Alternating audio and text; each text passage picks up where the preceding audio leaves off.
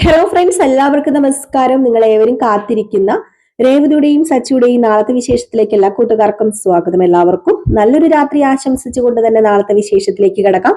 Like ചെയ്യാനും hype ചെയ്യാനും ഒന്നും മറക്കരുത് കേട്ടോ. അപ്പൊ ഞാൻ നേരെ വിശേഷത്തിലേക്ക് തന്നെ പോവുകയാണ്. അങ്ങനെ നമ്മുടെ ചന്ദ്ര ഒരു തീരുമാനം എടുത്തിരിക്കുകയാണ്. ഏതായാലും ശ്രുതിനെ പോയി രണ്ട് നല്ല വർത്താനം പറയാതെ ഒരു സമാധാനവും കിട്ടത്തില്ല.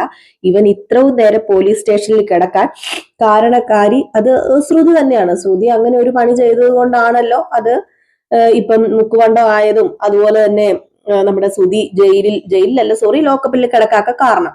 അപ്പൊ അതുകൊണ്ട് സച്ചിയോട് ആവശ്യപ്പെട്ടു. അപ്പൊ സച്ചി കേട്ട് കഴിഞ്ഞപ്പോഴത്തേക്കും ശരിയാ, കാരണം ഇത് ചോദിച്ചില്ലെങ്കിൽ ശരിയാവത്തില്ലല്ലോ. ഇത് ചോദിക്കുക തന്നെ ചെയ്യണം.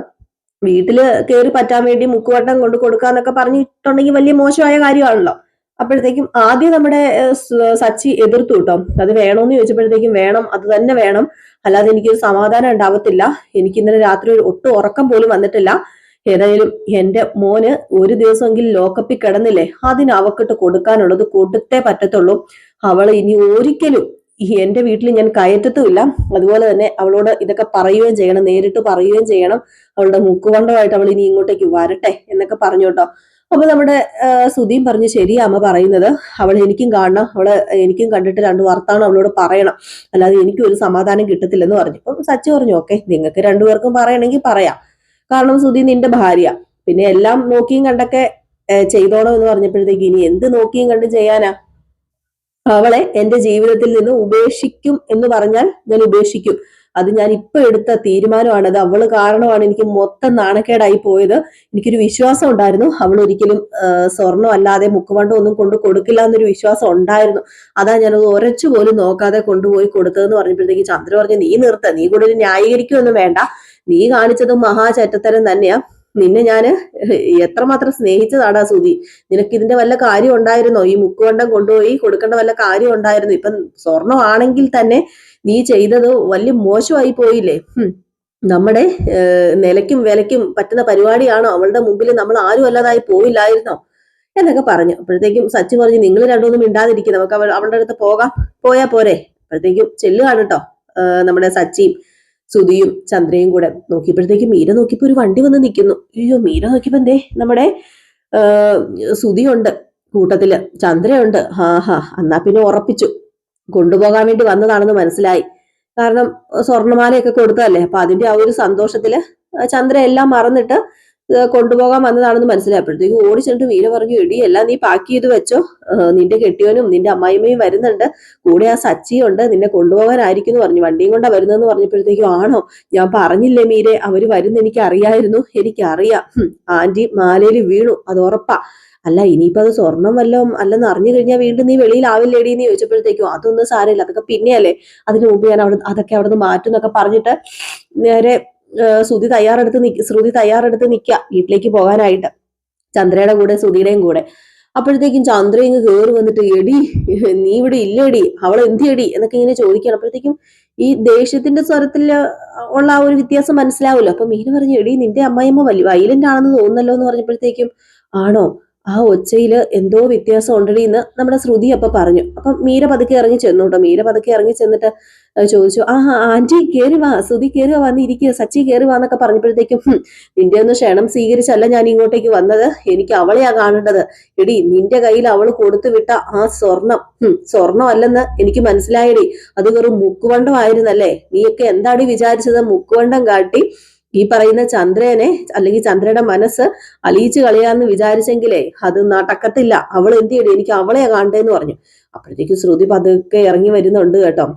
ശ്രുതി പതുക്കെ ഇങ്ങനെ ഇറങ്ങി വന്നപ്പോഴത്തേക്കും പെട്ടെന്ന് നമ്മുടെ ശ്രുതി അങ്ങ് കയറി ചെന്നിട്ട് ശ്രുതി നീ ഒരിക്കലും ഇത് ചെയ്യുമെന്ന് ഞാൻ വിചാരിച്ചില്ല, കാരണം നീ എന്റെ അമ്മ ഒരുപാട് സ്നേഹിക്കുന്നു ഉണ്ടെന്നാ ഞാൻ കരുതിയത്. അപ്പൊ ഞാനും ഓർത്തത് ആ മാല സ്വർണ്ണമായിരിക്കും എന്ന് തന്നെയാണ് ഞാൻ ഓർത്തത്.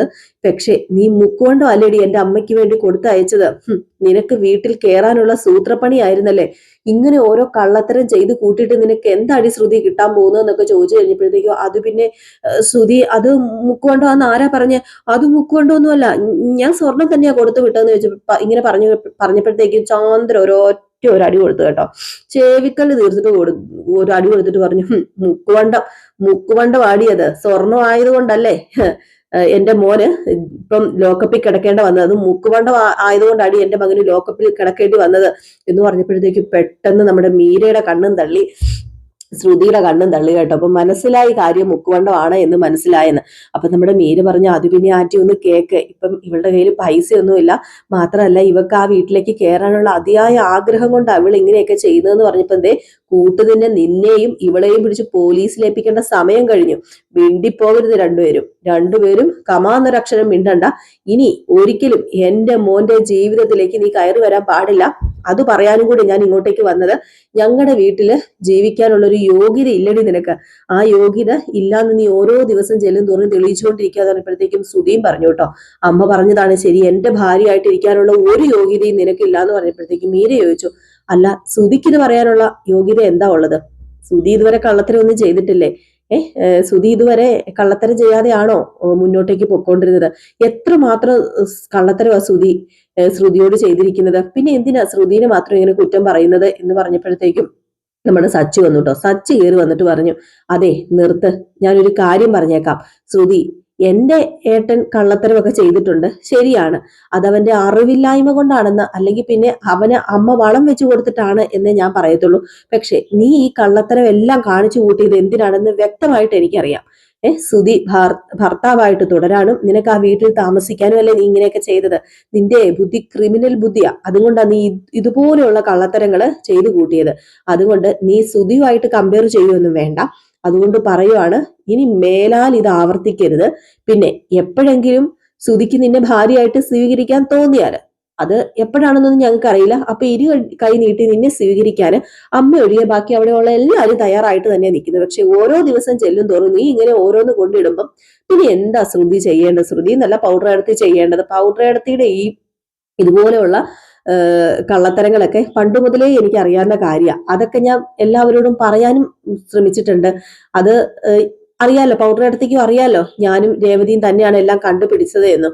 പക്ഷെ നിങ്ങളോട് എനിക്ക് പ്രത്യേകിച്ച് അല്ലെങ്കിൽ പിന്നെ വ്യക്തിപരമായിട്ടൊരു വൈരാഗ്യമോ വിരോധമോ ഒന്നുമില്ല. പക്ഷെ ഇങ്ങനെ കള്ളത്തരം പറഞ്ഞ് ജീവിതത്തിലേക്ക് കയറി വരാന്നൊക്കെ പറഞ്ഞു കഴിഞ്ഞിട്ടുണ്ടെങ്കിൽ അതൊക്കെ ഒരിക്കലും ശാശ്വതമായ കാര്യമല്ല. നമുക്ക് എത്ര പണമില്ലെങ്കിലും സത്യം പറഞ്ഞ് ജീവിക്കാൻ നോക്ക്, എനിക്ക് അത് മാത്രമേ പറയാനുള്ളൂ. ഏതായാലും എന്റെ ഏട്ടൻ ഒരു ദിവസം ലോക്കപ്പിൽ കിടന്നു, അത് ഇവനും ഇവന്റെ കയ്യിലിരിപ്പും കൊണ്ടാണെന്ന് അങ്ങ് ഓർത്തോ.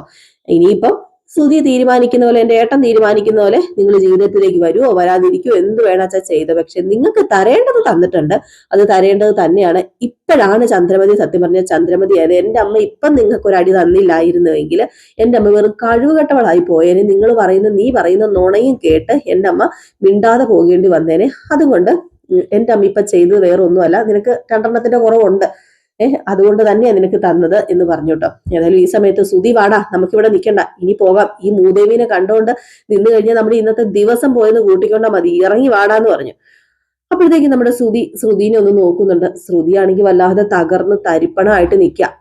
ശ്രുതിക്ക് കരയണമെന്നോ അതുപോലത്തെ ഒരു വല്ലാത്തൊരു സിറ്റുവേഷൻ. അങ്ങനെ നമ്മുടെ ശ്രുതി ഒന്ന് തറപ്പിച്ച് നോക്കി ശ്രുതിനെ. അപ്പോഴത്തേക്കും എന്നെയും കൂടെ കൊണ്ടുപോ എന്നുള്ള രീതിയിൽ ആ കണ്ണുകളിലൊക്കെ നോക്കുമ്പോഴൊക്കെ മനസ്സിലാവുന്നു, ആ ഒരു ബോഡി ലാംഗ്വേജ് ഒക്കെ കാണുമ്പോൾ മനസ്സിലാകും. പക്ഷെ ശ്രുതി ഒരു മനസാക്ഷിയും കാണിക്കാതെ അത്രമാത്രം ദേഷ്യമുണ്ട്. ഒരു ദിവസം ലോക്കപ്പിലെങ്കിൽ ലോക്കപ്പിൽ കിടന്നില്ലേ, കാരണം എത്രയൊക്കെ കള്ളം പറഞ്ഞാലും നമ്മുടെ ശ്രുതിയോട് ഒരു ഇഷ്ടമുണ്ട്, അതിപ്പോഴും മനസ്സിലുണ്ട്. എങ്കിൽ പോലും ഇപ്പം ലോക്കപ്പിൽ കിടന്നതിന്റെ ആ ഒരു ദേഷ്യം നമ്മുടെ ശ്രുതിക്ക് നന്നായിട്ടുണ്ട്. അപ്പൊ ശ്രുതി ചന്ദ്രയുമായിട്ട് ഇറങ്ങി പോകുന്നു. അങ്ങനെ നമ്മുടെ സച്ചിയും പോവുകയാണ്.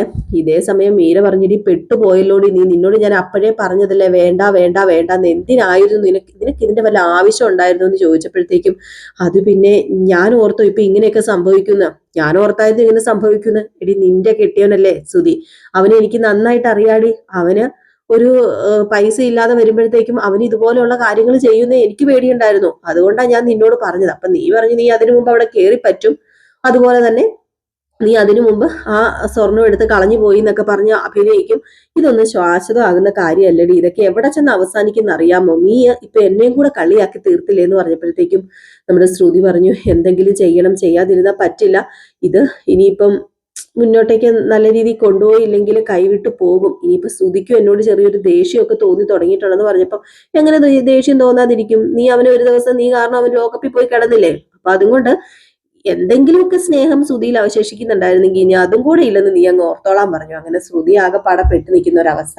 ഈ സമയത്ത് നമ്മുടെ ശ്രുതി വീട്ടിലേക്ക് കയറി ചെല്ലുകയാണ്. ശ്രുതി വീട്ടിലേക്ക് കയറി ചെല്ലുന്നു. അപ്പോഴത്തേക്ക് രവീന്ദ്രൻ അവിടെ ഉണ്ട്. രവീന്ദ്രൻ ശ്രുതിനെ കണ്ടതും എന്ത് പരിപാടിയാടാ നീ കാണിച്ചത്, നീ എന്തിനാടാ ഇതുപോലെയുള്ള കന്നം തിരിവ് ചെയ്യുന്നത്, നിന്നോട് ആരാടാ പറഞ്ഞത് ആ മാല കൊണ്ട് വിൽക്കാനായിട്ടെന്നൊക്കെ ചോദിച്ചപ്പോഴത്തേക്കും അത് പിന്നെ അച്ഛാ എന്നോട് ക്ഷമിക്ക്, എനിക്ക് കുറച്ച് പൈസയുടെ ആവശ്യം ഉണ്ടായിരുന്നു എന്ന് പറഞ്ഞപ്പോ പൈസയുടെ ആവശ്യം, നീ പണ്ട് മുതലേ പൈസയുടെ ആവശ്യം വരുമ്പോ ഈ മോഷണം അതിപ്പോ നീ ഒരു ഇതാക്കി മാറ്റിയിരിക്കുക, പണ്ട് മുതലേ നിനക്കുള്ളതാ, അതിനെല്ലാം വളം വെച്ച് തരുന്ന ചന്ദ്രക്കിട്ട് നീ പണി കൊടുത്തില്ലേ? എടാ നിന്റെ അമ്മ നിന്നെ എന്തോരം സപ്പോർട്ട് ചെയ്ത് നിന്നതാടാ, എന്നിട്ട് അവക്ക് നീ പണി കൊടുത്തില്ലേ? നീ അവളോട് പറയാതെ നീ ശ്രുതിക്ക് കൊടുക്കാൻ പോവാന്നും പറഞ്ഞ് അത് കൊണ്ടുപോയി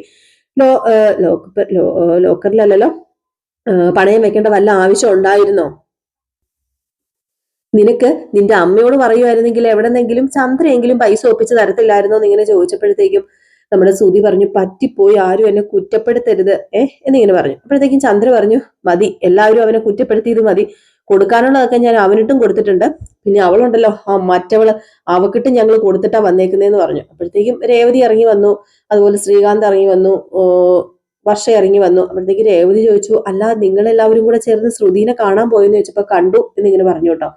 കണ്ടു എന്ന് മാത്രമല്ല, അവക്കിട്ട് രണ്ടെണ്ണം പൊട്ടിച്ചിട്ടാണ് ഞങ്ങൾ ഇവിടെ വന്ന് നിൽക്കുന്നത്, ഇനി അവളെ ഈ വീടിന്റെ പടി ചവിട്ടിപ്പിക്കത്തില്ല എന്ന് പറഞ്ഞപ്പോഴത്തേക്കും രവീന്ദ്രൻ പറഞ്ഞു, ദേ ഇപ്പൊ ഇത്രയൊക്കെ ഉണ്ടാകാൻ കാരണക്കാരി ചന്ദ്രൻ നീ തന്നെയാ, ഇങ്ങനെയൊക്കെ ഉണ്ടാവുമായിരുന്നോ? അവളെ നേരത്തെ ഈ വീട്ടിൽ കയറ്റുമായിരുന്നെങ്കിൽ ഇങ്ങനെയൊന്നും ഒരിക്കലും ഉണ്ടാവില്ലായിരുന്നു. ഇവനിപ്പൊ കുറെ ബാധ്യതകളായി എന്ന് പറഞ്ഞില്ലേ, അതൊക്കെ അവൾ എങ്ങനെയെങ്കിലും വീട്ടിലായിരുന്നോ? അവളുണ്ടായിരുന്നപ്പം ഈ ഷോറൂമിന് വലിയ പ്രശ്നമൊന്നും ഇല്ലായിരുന്നല്ലോ എന്ന് പറഞ്ഞപ്പോഴത്തേക്കും ദേ നിങ്ങൾ അവളെ ന്യായം പിടിച്ചോണ്ട് വരരുത്, അവള് കാണിച്ചത് വലിയ തെറ്റല്ലേ, എന്നിട്ട് അതിന് ന്യായം പറയാണോ? അവള് എനിക്ക് മുക്കോണ്ടം കൊണ്ട് തന്നിരിക്കുന്നു, അവൾ എന്താ വിചാരിച്ചത്, അവള് കുറെ സ്വർണം കൊണ്ട് തരുമ്പോ ഞാൻ അങ്ങോട്ട് വീഴുവെന്നോ എന്നൊക്കെ ഇങ്ങനെ പറഞ്ഞ് ദേഷ്യത്തിലാണ് ചന്ദ്ര ഇപ്പോഴും. എന്നിട്ട് പറഞ്ഞു, ദേ ഇനി ആരും അവളെ കാണാനായിട്ടോ അല്ലെങ്കിൽ പിന്നെ അവളെ സപ്പോർട്ട് ചെയ്യാനോ വല്ലോ സംസാരിച്ച് കഴിഞ്ഞിട്ടുണ്ടെങ്കിൽ നോക്കിക്കോ, ഈ ചന്ദ്ര ആരാണെന്ന് നിങ്ങളെല്ലാം അറിയാൻ പോകുന്നതേ ഉള്ളൂ. ഇനി അവളെങ്ങാണ് ഈ വീട്ടിലേക്ക് കയറി വന്ന ശ്രുതി, നിനക്ക് നിന്റെ അമ്മ ഉണ്ടാവത്തില്ല എന്ന് ശ്രുതിയോടും പറഞ്ഞു. ശ്രുതി നേരെ വിഷമത്തോടു കൂടി റൂമിലേക്ക് പോവുകയും ചെയ്തു കേട്ടോ. ഏതായാലും നമ്മുടെ രേവതി ചോദിക്കുന്നുണ്ട്, കാര്യങ്ങളൊക്കെ എങ്ങനെയാണ് സച്ചേട്ടാ, ശ്രുതിനെ കണ്ടോ, ശ്രുതി എന്താണ് പറഞ്ഞത് എന്നൊക്കെ ചോദിക്കുമ്പോഴത്തേക്ക് ശ്രുതി പറഞ്ഞ കാര്യങ്ങളൊക്കെ സച്ച് പറയാണ്.